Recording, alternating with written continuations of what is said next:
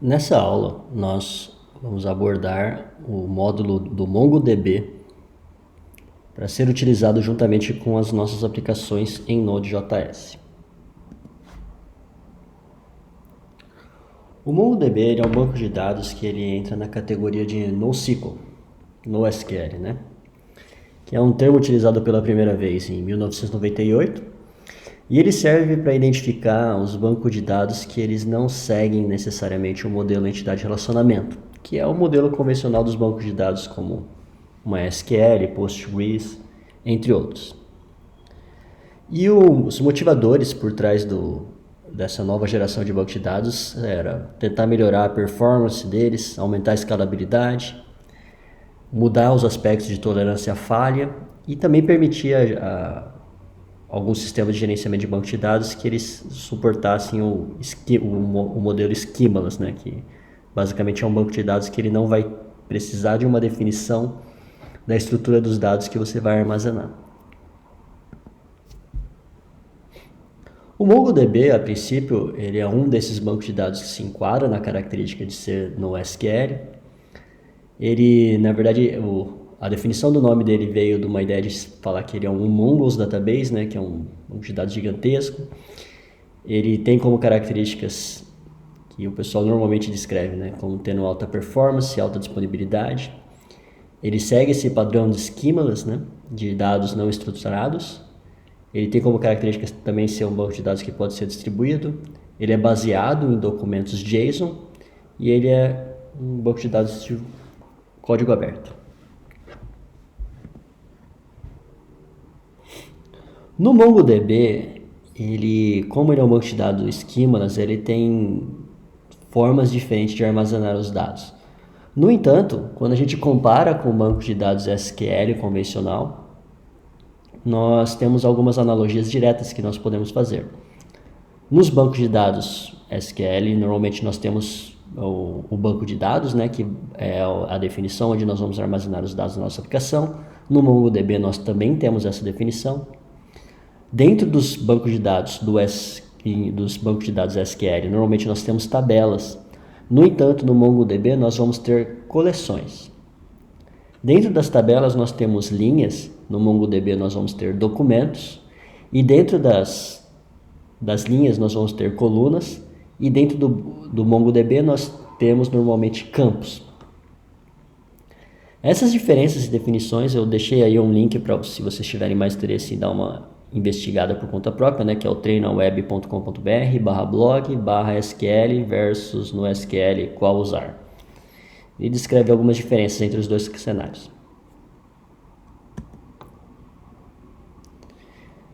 A princípio, enquanto no banco de dados relacional normalmente nós vamos armazenar nossos dados seguindo um formato de tabelas, dentro do MongoDB, por outro lado, nós vamos armazenar estruturas do tipo JSON, né? Então nós vamos ter listas de objetos JSON, propriamente dito.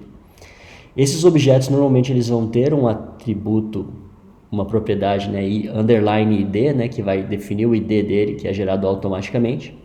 E as outras propriedades nós vamos armazenar seguindo a estrutura do JSON e de uma forma diferenciada em relação a uma tabela, né, como era armazenado no banco de dados relacional.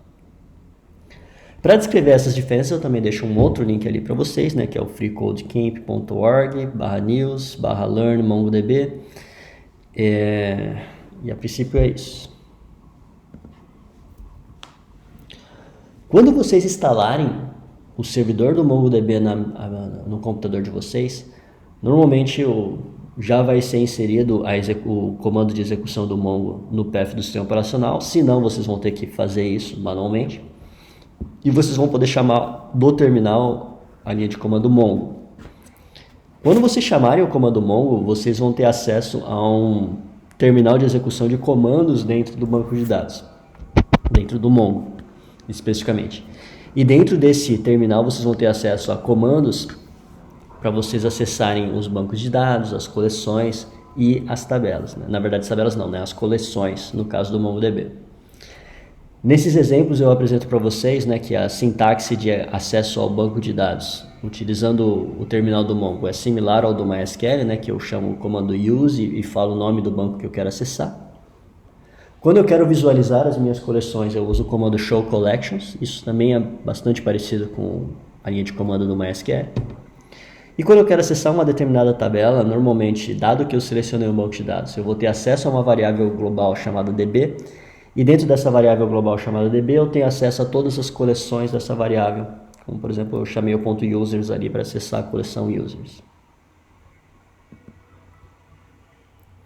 Uma vez com uma definição da coleção que nós estamos acessando, né, por DB users, por exemplo, eu tenho acesso a métodos que eles vão me permitir inserir, atualizar, remover e selecionar elementos da nossa coleção. Então, nesse nosso exemplo aqui, na primeira linha ali, eu fiz uma chamada para o método insert, que eu passo para ele como parâmetro um objeto JSON, e ele basicamente vai inserir esse JSON dentro da minha coleção. Na linha que eu estou destacando agora, eu chamo o método find e ele me retorna um vetor com todos os meus objetos que foram inseridos previamente. O que é importante destacar nesse momento é que o MongoDB ele armazena dados não estruturados. Se vocês observarem, cada um dos documentos armazenados dentro dessa collection, eles são documentos que não necessariamente eles seguem a mesma estrutura. Alguns deles têm todas as propriedades, alguns não. E essa é uma característica do Mongo, que ele permite a gente armazenar os dados sem necessariamente ter uma estrutura definida para eles.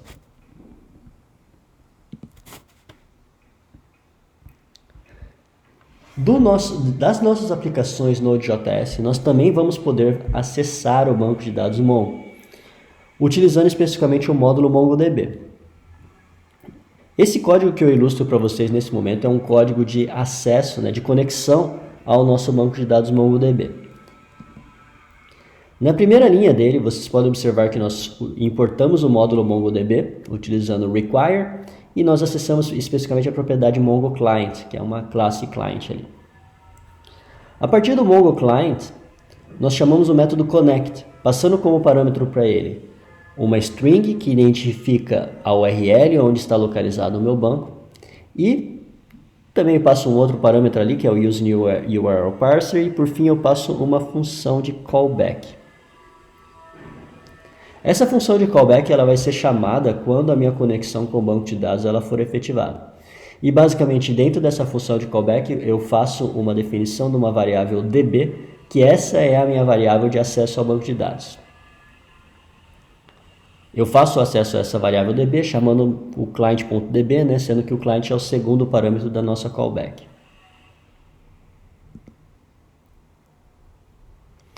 Uma vez que a conexão esteja estabelecida e que eu tenho essa minha variável DB definida, dentro da callback ainda eu posso utilizar métodos da nossa API Node.js de acesso ao MongoDB para acessar as nossas collections e os dados dentro dela. Nesse exemplo, eu estou ilustrando para vocês um exemplo de inserção. Então, com o DB, eu acesso a minha collection users e depois eu chamo o método insert_one para inserir um objeto ali dentro. Esse objeto pode ser um objeto JSON qualquer, como nesse exemplo ele só tem um objeto JSON que ele só tem o campo nome definido. E eu passo uma função de callback para ele. Como é uma função de insert, a minha função de callback ela só serve para me identificar se ocorreu algum erro ou não de inserção na minha aplicação.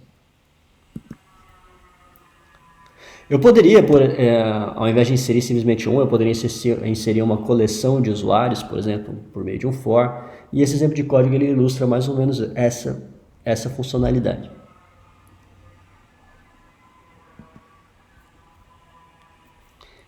Com o meu objeto db.collectionUsers, eu também posso fazer seleção dos campos, por exemplo, chamando o método find, no primeiro exemplo de código. Em seguida, eu chamo o método sort, que ele está falando para ele ordenar os meus elementos pelo nome, de forma ascendente. E depois eu chamo o método toArray, que ele vai me retornar o vetor da minha coleção de usuários para callback que eu estou passando como parâmetro para esse método, do método toArray. E vocês podem observar o funcionamento disso daí ali dentro, com o console log, que se não ocorrer nenhum erro, ele basicamente vai imprimir para mim a minha coleção de dados.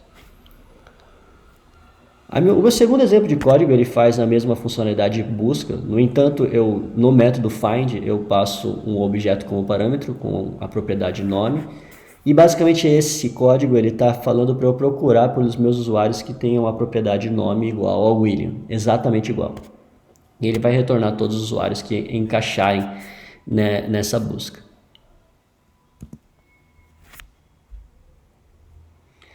Eu também posso fazer buscas por substrings utilizando a API do Mongo, né, no caso. Só que para fazer esse tipo de consulta na API do Mongo padrão, eu preciso passar um objeto de expressão regular para ele, como parâmetro do método find, para definir que eu vou precisar acessar esse cara. Nas buscas, eu também posso utilizar o método limit para retornar um valor fixo, né, de resultados da busca, para não retornar todas as instâncias que existirem dentro da minha coleção. Vale destacar que a API do MongoDB ela é uma API que ela segue uma interface fluida, né? Então, quando eu chamo db.collections, ele vai me retornar uma instância objeto, então eu posso chamar o método find, depois eu posso chamar o método limit, o método toArray, de forma fluida, né? Cada um deles chamando do retorno deles.